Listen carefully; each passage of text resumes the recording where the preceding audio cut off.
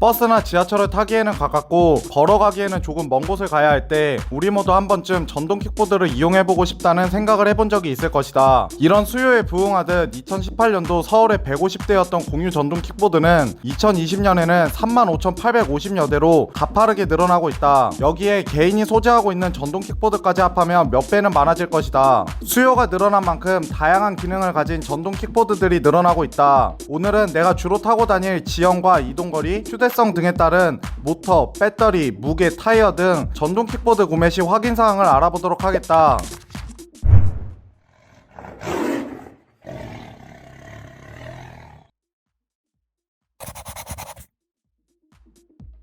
2020년 12월부터 법이 개정되면서 무게가 30kg 미만, 속도 25km 미만의 킥보드는 PM, 퍼스널 모빌리티로 분류되면서 자전거와 동일하게 되었다. 그렇기 때문에 공유형 킥보드와 일반적으로 사용되는 킥보드는 대부분 해당 조건에 맞게 제작이 된다. 하지만 킥보드를 단순히 이동수단으로만 이용하는 게 아니라 라이딩 같은 취미생활을 즐기거나 먼 거리를 이용하는 사람들을 위해 속도가 7-80km 이상, 한 번 충전으로 100km 이상도 주행 가능한 기암급 전동 킥보드도 있다. 이런 기암급 전동 킥보드는 원동기로 분류되어 항상 차도로 다녀야 하며 가격대가 높으니 취미생활을 즐기는 사람들에게만 추천한다. 단순하게 이동수단으로만 사용할 거라면 PM 분류 안에서도 다양한 형태의 킥보드들이 있으니 그 안에서 구매하는 걸 추천한다. 우선 누구나 예상했듯이 전동 킥보드에서 가장 중요한 건 모터다. 모터의 출력은 보통 와트로 표시된다. 모터 출력과 같이 봐야 할 게 배터리 전압이다. 배터리는 보통 볼트와 암페어로 표시되어 있을 거다. 쉽게 표현하면 볼트는 힘, 암페어는 저장 용량을 말하며 와트는 볼트 곱하기 암페어다. 그러니 볼트가 높으면 힘이 세고 암페어가 높으면 배터리가 오래 가는 거다. 여기서 어떤 사람들은 전동 킥보드는 법정 규정 속도인 25km 이하로 락이 걸린 상태로 출고가 되고 있기 때문에 좋은 모터를 구매할 필요가 없다고 생각하는 사람들도 있을 것이다. 하지만 락이 걸려 있다고 모터의 힘이 상관없는 게 아니다. 내가 주로 타고 다닐 지형이 오르막길이 많거나 경사가 심한 곳이라면 모터 힘에 따라 올라가다 멈추거나 속도가 현저하게 낮아질 수 있다. 반대로 생각하면 주로 타고 다니는 지형이 대부분 평지라면 굳이 모터 힘이 강한 비싼 제품을 살 필요는 없는 거다. 일반적으로 36에서 48V 상품이 많으니 가격과 지형, 무게를 생각하여 이 안에서 고르는 걸 추천한다. 전동 킥보드에서 모터 다음으로 중요한 거는 배터리 용량이다. 가까운 직장 출퇴근 용도로 왕복거리가 10km도 안 되는 거리라면 상관없겠지만 왕복거리가 조금 있거나 배터리 충전을 매번 하기 번거로운 사람은 배터리 용량을 확인해야 한다. 배터리 용량은 암페어로 표시된다. 제품 상세 페이지에 보면 보통 몇 킬로미터 정도 주행이 가능한지 나와 있지만 해당 시간은 타고 다니는 지형이 언덕이 많거나 속도를 계속 빠른 속도로 운행을 하거나 짐을 많이 실어 무게가 많이 나간다면 이 값은 계속 낮아지니 그대로 계산하지 말고 보수적으로 체크하는 게 좋다. 왕복거리가 10km 이내로 짧고 평지를 주로 타고 다닌다면 9A를 추천하고 왕복거리가 멀거나 경사가 있는 곳을 주로 다닌다면 12에서 15A를 추천한다. 하지만 배터리에서 암페어가 올라가면 볼트도 같이 올라가는 점은 참고하기 바란다.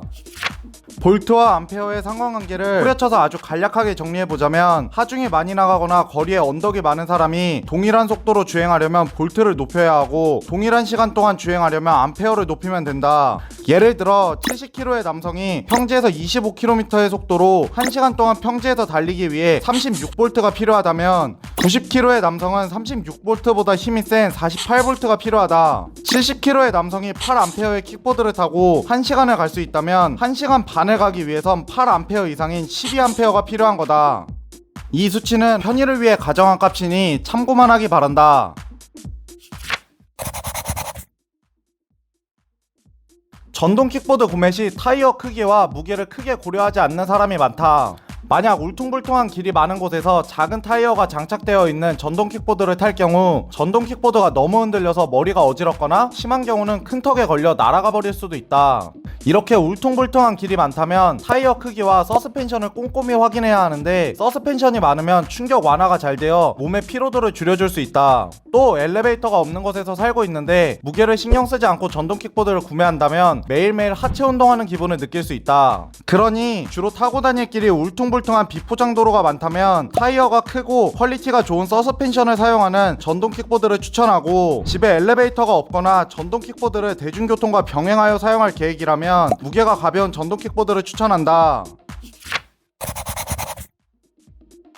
전동 킥보드에는 킥박스, 폴딩 기능, 안장 등 좀 더 킥보드를 편하게 사용할 수 있게 해주는 기능들이 있다. 만약 키가 큰 사람이 핸들 높이가 조절이 안 되는 킥보드를 구매하면 핸들 높이가 너무 낮아 운전이 굉장히 불편할 거다. 또 킥보드를 차에 보관하거나 좁은 곳에서 보관할 때 킥보드를 반으로 접을 수 있는 폴딩 기능이 없다면 보관 자체를 못할 수도 있다. 킥박스는 자동차 키처럼 키를 꽂아야지만 전동 킥보드에 시동이 걸리게 하는 기능으로 도난 방지에 좋다. 킥박스 말고도 킥보드마다 다양하게 잠금 기능이 있는데, 이런 잠금 기능이 있다면 킥보드를 야외에 세워둘 때 좀 더 마음 편하게 보관이 가능하다. 이런 부가 기능들은 나의 신체 조건이나 타고 다닐 환경에 따라 필수적인 기능이 될 수 있으니 반드시 꼼꼼하게 확인하고 구매하는 걸 추천한다. 총정리를 해보자면, 첫 번째, 내가 킥보드를 이동수단으로 이용할지 레저용으로 이용할지를 판단하여 기한급을 구매할지 PM으로 분류된 킥보드를 구매할지 고른다. 두 번째, 내가 주로 타고 다닐 길이 언덕이 많거나 킥보드에 짐을 많이 실어서 무게가 나간다면 모터 힘이 강한 상품을 추천한다. 세 번째, 주로 이동하는 왕복거리가 멀다면 배터리 용량이 넉넉한 상품을 추천하며, 상세 페이지에 나와있는 배터리 사용시간은 지형, 무게, 속도 등에 따라 다르니 그대로 계산하지 말고 보수적으로 체크하는 걸 추천한다. 네 번째, 내가 주로 사용할 환경에 따라 타이어 크기와 무게는 굉장히 중요하니 꼼꼼하게 확인하고 구매하는 걸 추천한다. 다섯 번째, 사용 용도에 따라 필수적인 부가 기능들도 있으니 부가 기능도 꼼꼼하게 체크하고 구매해야 한다. 전동 킥보드 이용자가 많아지면서 그만큼 사건 사고도 많아지고 있다. 전동 킥보드는 구매만 하고 끝나는 게 아니라 구매 후에도 주기적으로 관리를 하면서 스스로 안전관리를 해주는 게 중요하다. 요즘은 전동 킥보드를 관리해주는 오프라인 센터도 많이 생기고 있으니 구매 후에도 주기적으로 방문하여 관리받는 걸 추천한다. 전동 킥보드를 구매할 때는 반드시 내가 주로 타고 다닐 지형과 환경을 확인하고 그에 맞게 구매해야 한다. 그러니 나의 환경을 확인 후 오늘 영상을 토대로 자신에게 맞는 전동 킥보드를 구매하길 바란다.